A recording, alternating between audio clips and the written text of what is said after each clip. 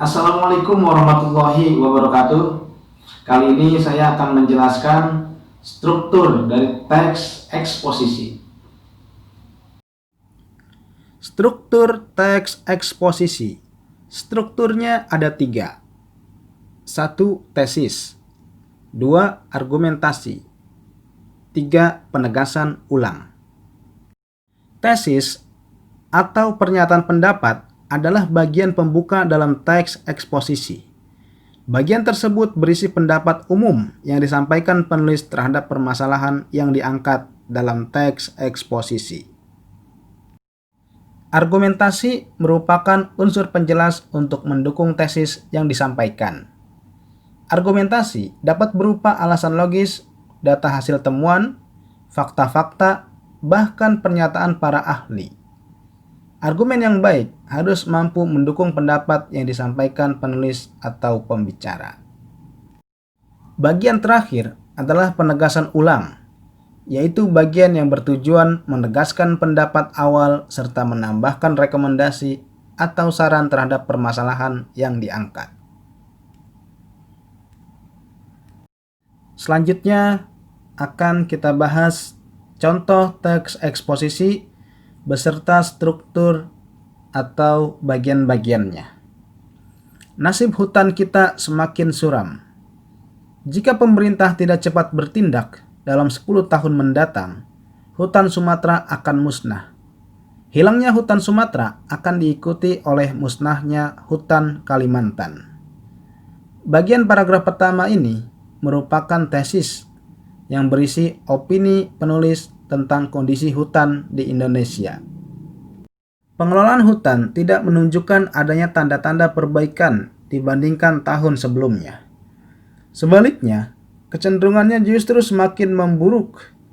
Kebakaran hutan masih terus terjadi dan penebangan liar semakin meningkat.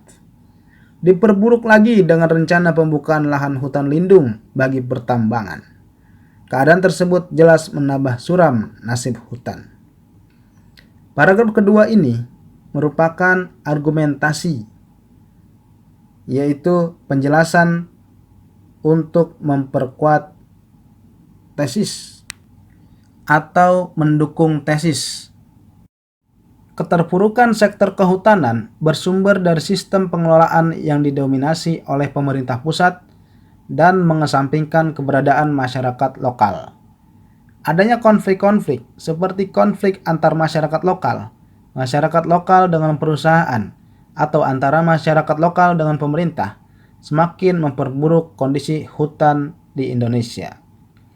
Pada paragraf 2 dan paragraf 3, penulis sudah memasukkan fakta-fakta yang terjadi. Selain itu, lemahnya penegakan hukum menyebabkan semakin parahnya kerusakan hutan. Kerusakan hutan telah mencapai kurang lebih 2 juta hektar per tahun. Hal ini berarti setiap menitnya Indonesia kehilangan hutan seluas 3 hektar atau sama dengan 6 kali luas lapangan bola.